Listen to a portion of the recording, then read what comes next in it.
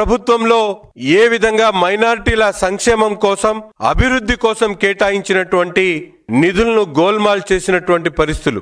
ఈరోజు రాష్ట్ర బడ్జెట్లో మైనారిటీలకు సంబంధించినటువంటి బడ్జెట్ గత సంవత్సరంలో ఉన్నటువంటి 5,400 కోట్లని 6,000 చేయడమే కాకుండా మైనారిటీలకు సంబంధించినటువంటి తల్లికి వందనం కార్యక్రమం ద్వారా 6 పిల్లలుంటే 6 పిల్లలు చదువుకుంటా ఉన్నటువంటి మైనారిటీలకు సంబంధించినటువంటి పిల్లలకు ప్రతి ఒక్క పిల్లవాడికి కూడా 15,000 ఇచ్చినటువంటి ఘనత ఈ కూటమి ప్రభుత్వానిది, చంద్రబాబు నాయుడు గారిది అనేటువంటి విషయాన్ని ఈ సందర్భంగా తెలియజేస్తా ఉన్నా.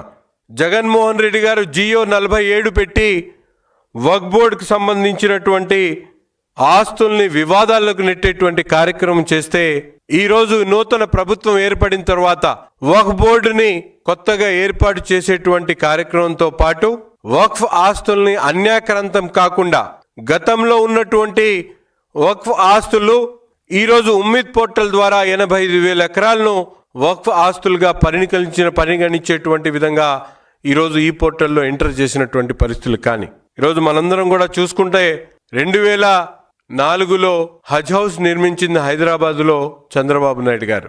దాని తరువాత ఈ ప్రభుత్వం ఏదైతే మన ఉమ్మడి ఆంధ్రప్రదేశ్లో ఆనాడు హైదరాబాదులో ప్రపంచంలో లేనటువంటి విధంగా హజ్ హౌస్ ని నిర్మించేటువంటి కార్యక్రమాన్ని చేస్తే, మన రాష్ట్రం విడిపోయిన తర్వాత కడపలో హజ్ హౌస్ చేసేటువంటి కార్యక్రమం కూడా చంద్రబాబు నాయుడు గారు తీసుకున్నటువంటి పరిస్థితులు. 13 కోట్ల రూపాయలు ఖర్చు పెట్టి కడపలో హజ్ హౌస్ కట్టినటువంటి పరిస్థితులుంటే, ఆనాడు ప్రభుత్వం పోయిన తర్వాత జగన్మోహన్ రెడ్డి గారు తన సొంత జిల్లాలో ఉన్నటువంటి హజ్ హౌస్ ని నిర్వీర్యం చేసినటువంటి పరిస్థితులు. కానీ విజయవాడ లాంటి నగరంలో హజ్కి వెళ్ళేటువంటి యాత్రికుల కోసం ఉపయోగపడాలనేటువంటి ఆలోచనతో విద్యాధరపురంలో హజ్ హౌస్ నిర్మాణం కోసం చిరికారం చుట్టినటువంటి వ్యక్తి కూడా ఈ రాష్ట్ర ముఖ్యమంత్రి చంద్రబాబు నాయుడు గారు అనేటువంటి విషయాన్ని మైనారిటీలకు తెలియజేస్తా ఉన్నా.